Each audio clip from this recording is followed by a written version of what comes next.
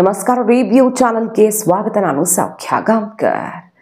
ರಾಹುಲ್ ಗಾಂಧಿ ನಾಯಕತ್ವದಲ್ಲಿ ಕಾಂಗ್ರೆಸ್ಗೆ ಮತ್ತೊಂದು ಮಹಾ ಸೋಲಾಗೆ ಬಿಡ್ತಾ, ಅದು ಕೂಡ ಎಲೆಕ್ಷನ್ ನಡೆಯುವ ಮುನ್ನವೇ ಈ ಆಘಾತ ಅಪ್ಪಳಿಸಿ ಬಿಡ್ತಾ ಬಹಳ ದೊಡ್ಡ ವಿಚಾರವೊಂದು ಈಗ ರಾಷ್ಟ್ರ ರಾಜಕಾರಣದಲ್ಲಿ ಸಂಚಲನ ಸೃಷ್ಟಿ ಮಾಡಿದೆ.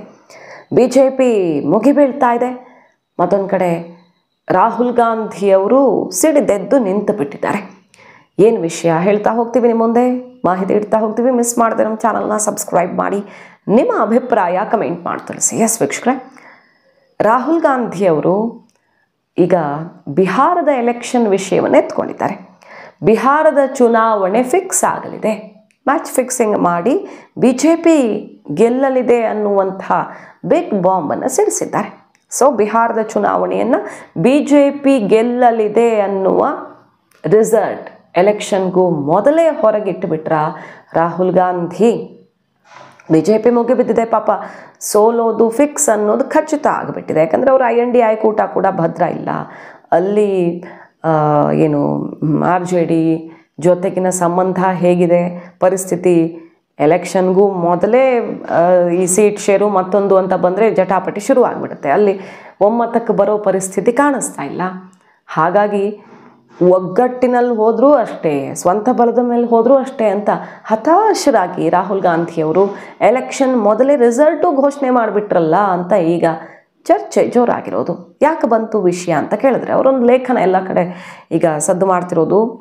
2024 ಮಹಾರಾಷ್ಟ್ರದಲ್ಲಿ ನಡೆದಿದ್ದ ವಿಧಾನಸಭಾ ಚುನಾವಣೆಯಲ್ಲಿ ಮ್ಯಾಚ್ ಫಿಕ್ಸಿಂಗ್ ಆಗಿದೆ ಅಂತ ಅವರು ಮತ್ತೊಮ್ಮೆ ತೀವ್ರ ಪ್ರಹಾರವನ್ನು ಮಾಡಿದ್ದಾರೆ. ಎಲ್ಲೆಲ್ಲಿ BJPಗೆ ಸೋಲೋ ಭಯ ಇರುತ್ತೋ, ಕಾನ್ಫಿಡೆನ್ಸ್ ಇರಲ್ವೋ, ಅಲ್ಲೆಲ್ಲ ಮ್ಯಾಚ್ ಫಿಕ್ಸಿಂಗ್ ನಡೆದಿದೆ ಅಂತ ಅವ್ರು ಹೇಳ್ತಾ ಹೋಗ್ತಾರೆ. 2024 ಮಹಾರಾಷ್ಟ್ರ ವಿಧಾನಸಭಾ ಚುನಾವಣೆಯಲ್ಲಿ ಅಕ್ರಮ ನಡೆದಿದೆ ಅನ್ನೋದನ್ನು ಸಾಬೀತುಪಡಿಸೋದಕ್ಕೆ ಕೆಲ ಅಂಶಗಳಿವೆ, ಇದನ್ನು ಹೆಂಗೆ ನೀವು ಅಲ್ಲ ಅಂತೀರಿ ಅಂತ ಪ್ರಶ್ನೆ ಮಾಡ್ತಾರೆ ಅವರು. ಚುನಾವಣಾ ಆಯೋಗದ ಅಂಕಿಅಂಶಗಳ ಪ್ರಕಾರ 2019 ಚುನಾವಣೆಯ ವೇಳೆ 8.98 ಕೋಟಿ ಮತದಾರರ ನೋಂದಣಿಯಾಗಿತ್ತು. 2024 ಮೇನಲ್ಲಿ 9.92 ಕೋಟಿಗೆ ಅದು ತಲುಪತ್ತೆ. ಅದೇ ವರ್ಷ 2024 ನವೆಂಬರಲ್ಲಿ 9.70 ಕೋಟಿ ಆಯಿತು. 5 ವರ್ಷದಲ್ಲಿ 31 ಲಕ್ಷ ಮತದಾರರಷ್ಟೇ ಸೇರ್ಪಡೆಯಾಗಿದ್ದಾರೆ. ಆದರೆ 2024ರಲ್ಲಿ 5 ತಿಂಗಳಲ್ಲೇ 41 ಲಕ್ಷ ಜನ ಸೇರ್ಪಡೆಯಾಗಿದ್ದು ಹೆಂಗೆ? ಇದಷ್ಟೇ ಸಾಕು, ಈ ಅಂಕಿಅಂಶಗಳೇ ಸಾಕು. ಮ್ಯಾಚ್ ಫಿಕ್ಸಿಂಗ್ ಮಾಡ್ಕೊಂಡಿದ್ದಾರೆ ಇವರು. ಮತದಾರ ಪಟ್ಟಿಯನ್ನು ತಿರುಚಲಾಗಿದೆ, ಅಲ್ಲಿ ಎಡವಟ್ಟುಗಳನ್ನು ಮಾಡಿ ಬೇಕಾದಷ್ಟು ತಿದ್ದುಪಡಿ ತಮಗೆ ಬೇಕಾದಂಗೆ ಮಾಡಿಕೊಂಡು BJP ಗೆದ್ದಿದೆ ಅಂತ ಬಹಳಷ್ಟು ದಿನಗಳಿಂದನೇ ಅಟ್ಯಾಕ್ ಮಾಡ್ತಾಯಿದ್ರು. ಮತ್ತು ಅವ್ರು ಹೇಳ್ತಿರೋ ನಂಬರು ಒಂದೊಂದು ಸಲ ಒಂದೊಂದು ಥರ ಇದೆಯಲ್ಲ ಅಂತ BJP ಕೂಡ ಟ್ರೋಲ್ ಮಾಡಿತ್ತು. ಒಂದು ಸಲ ಇಷ್ಟು ಲಕ್ಷ 41 ಲಕ್ಷ ಅಂತಾರೆ, ಒಂದು ಸಲ 30 ಲಕ್ಷ ಅಂತಾರೆ, ಒಂದು ಸಲ 20 ಲಕ್ಷ ಅಂತಾರೆ. ಈ ರೀತಿ ಒಂದೊಂದು ಸಲ ಒಂದೊಂದು ಥರ ಹೇಳಿದ್ದಾರೆ ಅಂತೆಲ್ಲ BJP ಟ್ರೋಲ್ ಮಾಡಿದ್ದು. ಮತ್ತು ಆಗ ಚುನಾವಣಾ ಆಯೋಗ ಆನ್ಸರ್ ಮಾಡಿದ್ದು, ಬನ್ನಿ ನಿಮ್ಮ ಪ್ರಶ್ನೆಗಳೊಂದಿಗೆ ಅಂತ ಆಹ್ವಾನ ಕೊಟ್ಟಿದ್ದು ಮತ್ತು ಲಿಖಿತ ರೂಪದಲ್ಲಿ ಆನ್ಸರ್ ಮಾಡಿದ್ದು ಎಲ್ಲವೂ ಆಗಿತ್ತು.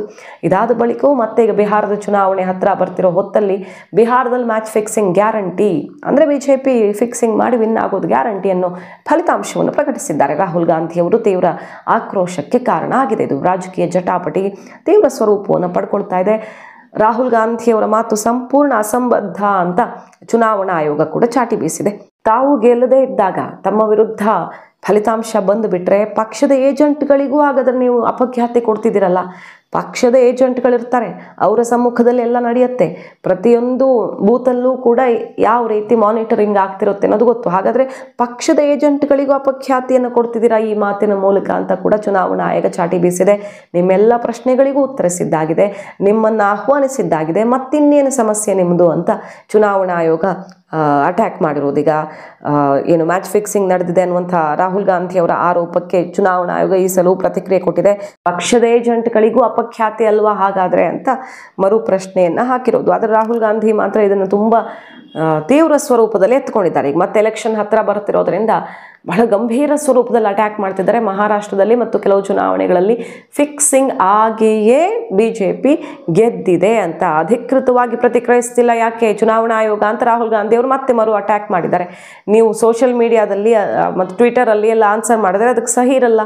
ಸಹಿ ಇಲ್ಲದ ಟಿಪ್ಪಣಿ ಕೊಡುವ ಮೂಲಕ ಯಾಕೆ ನುಣುಚಿಕೊಳ್ಳುವ ಪ್ರಯತ್ನ ಮಾಡ್ತಿದ್ದೀರಿ? ಮಹಾರಾಷ್ಟ್ರ ಚುನಾವಣೆ ಮತಗಟ್ಟೆಗಳ CCTV ದೃಶ್ಯವನ್ನು ಬಿಡುಗಡೆ ಮಾಡಿ ಅಂತ ಸವಾಲು ಹಾಕಿದ್ದಾರೆ. ಈಗ ಎಲೆಕ್ಷನ್ ಪ್ರಾಸೆಸ್ ಮುಗಿದಿದೆ, ಎಲ್ಲ ಆಗಿದೆ. ಮಹಾರಾಷ್ಟ್ರದ ಎಲೆಕ್ಷನ್ ಸೋತಾಗ ಕಾಂಗ್ರೆಸ್ ನಾಯಕರೇ ರಾಹುಲ್ ಗಾಂಧಿ ಅವರು ತಪರಾಕಿ ಕೊಟ್ಟಿದ್ದು ನೆನಪಿದೆ. ಅಂದರೆ ಕಾಂಗ್ರೆಸ್ ನಾಯಕತ್ವಕ್ಕೆ ನಾವು ನಂಬರ್ 1 ಇದ್ದ ಸ್ಟೇಟಲ್ಲಿ ನಾವು ಲಾಸ್ಟ್ ಆಗಿದ್ದೀವಿ ಅಂದರೆ ಈಗ ಆತ್ಮಾವಲೋಕನ ಮಾಡ್ಕೊಳ್ಳುವಂಥ ಸಮಯ ಬಿಟ್ಟರೆ ಇನ್ನೊಬ್ಬರನ್ನು ದೂರ್ಕೊಂಡು ಕೂತ್ಕೊಳ್ಳೋ ಸಮಯ ಅಲ್ಲ ಅಂತ ಸ್ವಪಕ್ಷೀಯರೇ ತಿರುಗೇಟು ಕೊಟ್ಟಿದ್ದು ನೋಡಿದ್ವಿ. ಮತ್ತು ನಾವು ಕೆಲವು ಬದಲಾವಣೆಗಳನ್ನು ತರುವ ಬಗ್ಗೆ ಆಲೋಚಿಸಬೇಕು ಅಂತ ಕಾಂಗ್ರೆಸ್ ನಾಯಕರೇ ಮಾತಾಡಿದ್ದನ್ನು ನೋಡಿದ್ವಿ.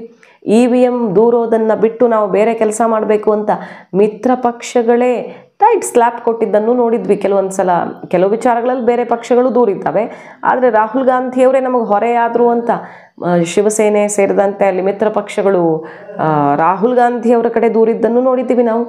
ಹೀಗಿರುವಾಗ ಈಗ ಮತ್ತೆ EVM ಮತ್ತು ಈ ಮ್ಯಾಚ್ ಫಿಕ್ಸಿಂಗ್ ಭೂತ ಅಂತ ಆಕ್ರೋಶವನ್ನು ಹೊರಹಾಕ್ತಿದ್ದಾರೆ.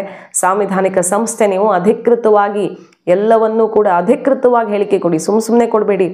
ಡಿಜಿಟಲ್ ಮತಪಟ್ಟಿಯನ್ನು ವೋಟಿಂಗ್ ಲಿಸ್ಟನ್ನು ಇನ್ನು ಮುಂದೆ ಎಲ್ಲ ಚುನಾವಣೆ ಎಲ್ಲೆಲ್ಲ ಎಲೆಕ್ಷನ್ ಇರುತ್ತಲ್ಲ ಅಲ್ಲ ಡಿಜಿಟಲ್ ಲಿಸ್ಟ್ ರಿಲೀಸ್ ಆಗಬೇಕು. ಡಿಜಿಟಲ್ ಮತದಾರರ ಪಟ್ಟಿ ಇದ್ದರೆ ಮಾತ್ರ ಕ್ಲಾರಿಟಿ ಸಿಗತ್ತೆ. ಹಾಗೆ ಎಲೆಕ್ಷನ್ ಬಳಿಕ ಮತಗಟ್ಟೆಗಳ CCTV ದೃಶ್ಯವನ್ನೂ ಕೂಡ ಎಲ್ಲರಿಗೂ ಕೊಡಬೇಕು ಅನ್ನೋ ರೀತಿಯಲ್ಲಿ ಈಗ ಸವಾಲು ಹಾಕಿದ್ದಾರೆ ಚುನಾವಣಾ ಆಯೋಗಕ್ಕೆ. ಸೊ ಬಿಹಾರದ ಚುನಾವಣೆ ತೀವ್ರ ಕುತೂಹಲವನ್ನು ಹೆಚ್ಚಿಸಿರುವಂಥ ಚುನಾವಣೆ. ಯಾಕಂದರೆ ಈ ಪಹಲ್ಗಾಮ್ ದಾಳಿ ಇವೆಲ್ಲವೂ ಮತ್ತಷ್ಟು ಬಲ ಕೊಟ್ಟಿದೆಯಾ ಕೇಂದ್ರ ಸರ್ಕಾರಕ್ಕೆ? ಮೋದಿ ಇಮೇಜ್ ಮೇಲೆ ನಡೆಯುತ್ತಾ ಮತ್ತೊಮ್ಮೆ ಎಲೆಕ್ಷನ್. ಹಾಗೆ ಅಲ್ಲಿ JD ಜೊತೆ ಸಂಬಂಧವನ್ನು ಇನ್ನಷ್ಟು ಗಟ್ಟಿ ಮಾಡಿಕೊಂಡು ಅವ್ರಿಗೆ CM ಬಿಟ್ಕೊಡೋದಕ್ಕೂ ರೆಡಿ ಅನ್ನೋ ರೀತಿಯಲ್ಲಿ BJP ಆಲ್ರೆಡಿ ಅವಕಾಶವನ್ನು ಓಪನ್ ಇಟ್ಕೊಂಡೇ ಚುನಾವಣೆಗೆ ಹೋಗ್ತಿರೋ ಹೊತ್ತಲ್ಲಿ ಕಾಂಗ್ರೆಸ್ ಎಲೆಕ್ಷನ್ ಹತ್ರ ಬರೋದಕ್ಕಿಂತ ಮುಂಚೆನೇ ಶೇಕ್ ಆಗಿ ಈ ರೀತಿ ಮಾತಾಡ್ತಿದೆಯಾ ಅನ್ನೋ ರೀತಿಯಲ್ಲೂ ಚರ್ಚೆ ಕೇಳಿಬರ್ತಿದೆ. BJP ಅಟ್ಯಾಕ್ ಮಾಡ್ತಾ ಇದೆ. ಬಿಹಾರದಲ್ಲಿ ನೋಡಿದ್ರೆ ನಾವು JDU ಮತ್ತು ಇಲ್ಲಿ TDP NDAಯ 2 ಆಧಾರ ಸ್ತಂಭಗಳಂತೆ ಕೆಲಸ ಮಾಡ್ತಿರುವಂಥ ಪಕ್ಷಗಳು. ಎರಡೂ ರಾಜ್ಯಗಳಿಗೆ ಭರ್ಜರಿ ಬಜೆಟ್ಟು ಕೊಡುಗೆಗಳು ಅಂತ ಕೇಂದ್ರ ಸರ್ಕಾರ ಸಿಕ್ಕಾಪಟ್ಟೆ ಕೊಡುಗೆಗಳ ಮಳೆಯನ್ನೇ ಸುರಿಸಿದೆ ಒಂದು ಕಡೆ. ಮತ್ತೊಂದು ಕಡೆ ಅಲ್ಲಿ ಈ ಎಲ್ಲ ನ್ಯಾಷನಲ್ ವಿಚಾರಗಳು ಎಲ್ಲವೂ ಪೂರಕವಾಗಿ BJPಗೆ ಕಂಡು ಕೇಳರಿಯದ ಜಯ ಸಿಗತ್ತೆ ಈ ಸಲ ಅಂತ ಅವರು ಹೇಳ್ಕೊಳ್ತಿರೋದು ಪಕ್ಷದವರು. ಈ ಹೊತ್ತಲ್ಲಿ ರಾಹುಲ್ ಗಾಂಧಿ ಈ ರೀತಿ ಸಿಡಿದೆದ್ದು ಈಗ ಚುನಾವಣಾ ಆಯೋಗವನ್ನು ತರಾಟೆಗೆ ತಗೊಳ್ತಿದ್ದಾರೆ. ಡಿಜಿಟಲ್ ಮತದಾರರ ಪಟ್ಟಿ ಪ್ರಕಟಿಸಿ ಅಂತ. ಸೊ ಇವ್ರು ಹೇಳ್ದಂಗೆ ಆಗದೆ ಇದ್ರೆ ಎಲೆಕ್ಷನ್ನನ್ನೇ ಇವರು ಸ್ವೀಕರಿಸೋದಿಲ್ವಾ ಅನ್ನೋ ಮಟ್ಟಿಗೆ ಈಗ ಸವಾಲನ್ನು ಹಾಕ್ತಿರೋದು. ಎಲೆಕ್ಷನ್ಗೆ ಹೋಗಲ್ವಾ ಅಂತ ಅಚ್ಚರಿ ಅಂದರೆ ಕಾಂಗ್ರೆಸ್ನವರೇ ಮಾತಾಡ್ಕೊಳ್ಳೋದು. ಎಲೆಕ್ಷನ್ ನಡೆದಾಗ ನಾವೇ ಗೆಲ್ತೀವಿ ಅಂತಿರ್ತಾರೆ. ಆಗ ಯಾವುದು ಮಾತಾಡ್ತಿರಲ್ಲ ಇವರು. ಎಲೆಕ್ಷನ್ ಅಕ್ರಮ ಆಗಿದೆ ಅನ್ನೋದ್ರ ಬಗ್ಗೆ. ರಿಸಲ್ಟ್ ಬಂದಾಗ EVM ಮತ್ತು ತಿರುಚಲಾಗಿದೆ ಅಂತಾರೆ. ಸೊ ತಿರುಚಿದ್ದೇ ಹೌದಾದರೆ ಮತದಾರರ ಪಟ್ಟಿ ಇರಲಿ EVM ಇರಲಿ, ಎಲೆಕ್ಷನ್ ಮುಂಚೆ ಇರಲಿ ಆಮೇಲೆ ಇರಲಿ, ನಾವೇ ಗೆಲ್ತೀವಿ ಅಂತ ಆ ಕಾನ್ಫಿಡೆನ್ಸ್ನ ಮಾತನ್ನು ಯಾಕೆ ಆಡ್ಕೊಂಡಿರ್ತಾರೆ ಕಾಂಗ್ರೆಸ್ನವರು? ಇಲ್ಲ ರೀ, ಈ ಎಲೆಕ್ಷನ್ ನಾವು ಗೆಲ್ಲೋಕ್ಕಾಗಲ್ಲ, ಯಾಕಂದರೆ ಅಕ್ರಮ ಮಾಡ್ತಿದ್ದಾರೆ, ಅದು ನಮಗೆ ಗೊತ್ತಾಗಿದೆ ಅಂತ ಮೊದಲೇ ಹೇಳಿದ್ದೇ ಅಲ್ಲೂ ಇಲ್ಲ. ಎಲೆಕ್ಷನ್ ಆಗಿ ರಿಸಲ್ಟ್ ಬಂದ ಮೇಲೆ ಮಾತ್ರ ಇದನ್ನು ಯಾಕೆ ಹೇಳ್ತಾರೆ ಕಾಂಗ್ರೆಸ್ನವರು ಅನ್ನುವಂತಹ ಸವಾಲುಗಳನ್ನು ಬೇರೆ ಯಾರೂ ಅಲ್ಲ, ಕಾಂಗ್ರೆಸ್ನ ಒಳಗಡೆನೇ ಇದು ಮಾತಾಡಿದ್ದು ಕೂಡ ಗಮನ ಸೆಳೆದಿತ್ತು ಈ ಹಿಂದೆ ಎಲ್ಲ. ಈಗ ಬಿಹಾರದ ಎಲೆಕ್ಷನ್ನತ್ತ ಎಲ್ಲರ ಚಿತ್ತ. ಮಾಹಿತಿ ನಿಮ್ಗೆ ಇಷ್ಟ ಆಗಿದ್ರೆ ಮಿಸ್ ಮಾಡಿದ್ರೆ ನಮ್ಮ ಚಾನಲ್ನ ಸಬ್ಸ್ಕ್ರೈಬ್ ಮಾಡಿ, ನಿಮ್ಮ ಅಭಿಪ್ರಾಯ ಕಮೆಂಟ್ ಮಾಡಿ ತಿಳಿಸಿ. Thank you.